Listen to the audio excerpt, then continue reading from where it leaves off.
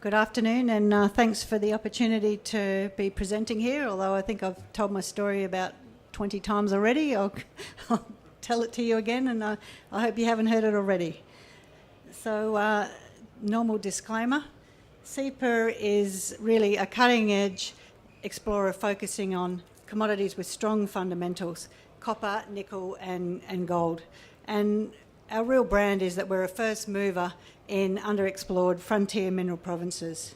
And we put a high percentage of our shareholders' funds in the ground, as around sort of 60 to 80% in the last few years.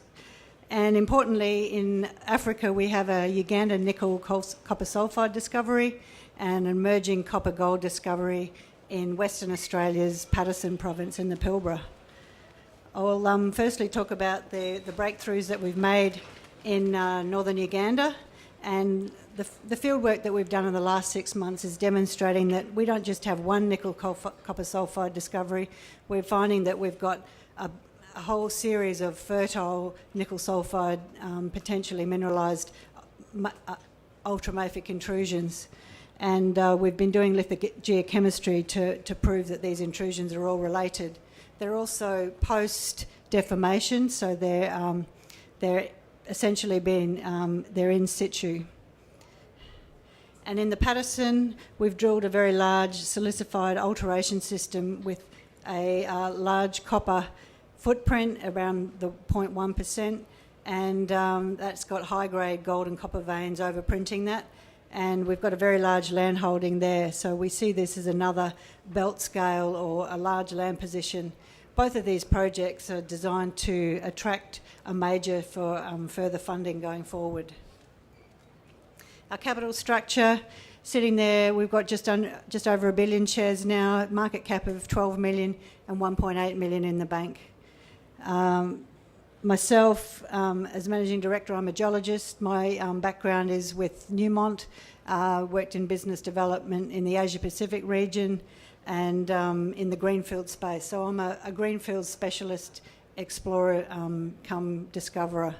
My colleague here today is Tara Robson. She's our CFO, and she's been with the company for a number of years and also has very extensive African experience. As I mentioned before, our focus really is nickel, copper and gold.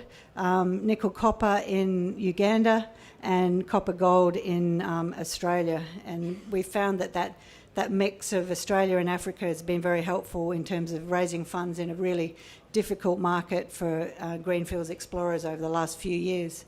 Hopefully that's turning around in 2018. We're already seeing a hell of a lot more interest in both of our projects, as evidenced from this conference this week. So due to the prolonged downturn, there really hasn't been a lot of nickel sulfide exploration, and I think if people are looking for good nickel sulfide stories, there's not a lot of new ones around, and now that nickel is being increasingly recognised as one of the battery metals, so to speak, in addition to its already very extensive use, I think you'll find that Sipa is really one of the few companies that is standing out as making a new discovery in the last couple of years. So where are we? We're in northern Uganda, just on the margin of the Congo supercraton, and we've only drilled just under 6,000 metres into this new discovery, and few of those holes are more than 50 metres deep. The work we've been doing just recently has been proving that we've got a whole suite of these intrusions that are also similar to the nickel copper sulfide mineralised intrusion. The most recent hole that we drilled was late in 2016, and that had 84 metres at about 0.3 nickel, 0.1 copper and a few hundred ppm cobalt. The real prize is to find more of the massive sulfide that we've identified. The first couple of ones we drilled were about 7 metres at about 1% nickel. Clearly we want to find something of the order of about 14 million tonnes at around 2% to make this thing economic. So we really found the search space in which to explore. We've got evidence of multiple mineralising intrusions, sulfide saturation and a long-lived event, a whole bunch of these intrusions. So that's the prize, not what we've already found. It's really just indications of what's more to come. Importantly, we've got a whole belt exposure here. We've got 100% tenement ownership, and the tenement package that we hold now is based on the work we've done. It's the most prospective ground of around 3,000 square kilometres. This is a leapfrog model of the deposit so far. The red is the disseminated material and the yellow is the massive sulphide. We've only found a small amount of the massive sulphide so far. It's open down plunge, and what we've been doing in the last month is trying to use some different geophysical techniques to identify the intrusion, or to map the intrusion as it goes down plunge, rather than to use more expensive drilling techniques. So we've been employing AMT up there in the last few weeks, and that looks like it's going to be able to successfully map this intrusion and hopefully identify some really sexy drill targets.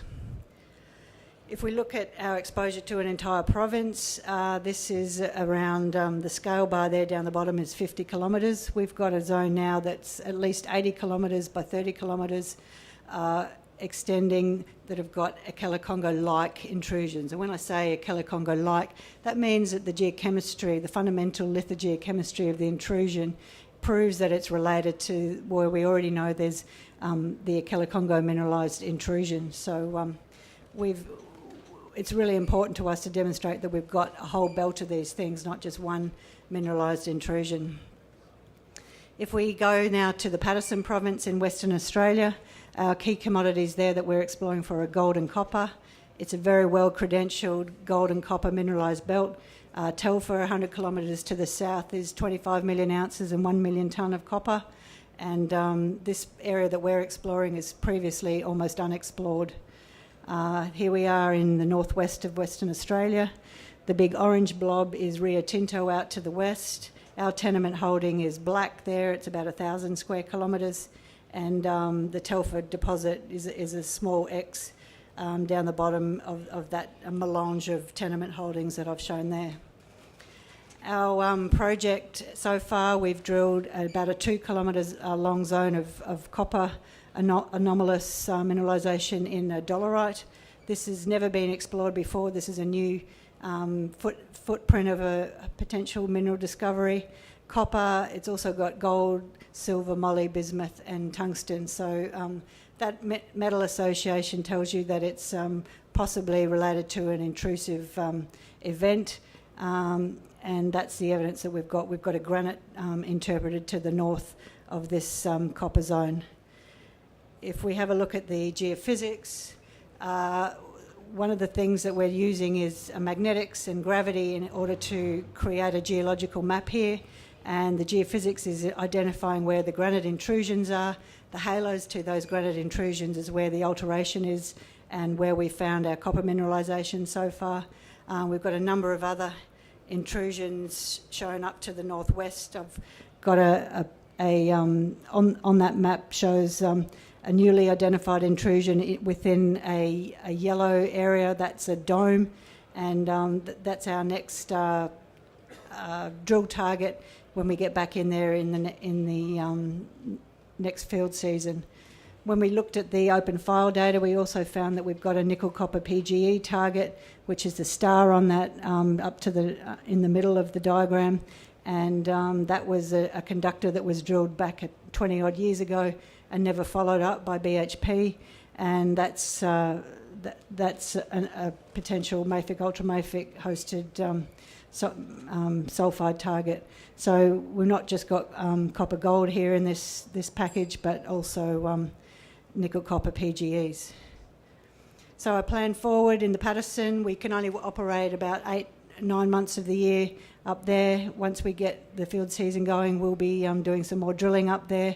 We've got a lot of support from the West Australian government there that co-fund our drilling programs, and we've got 2 grants that are assisting us with the work up there.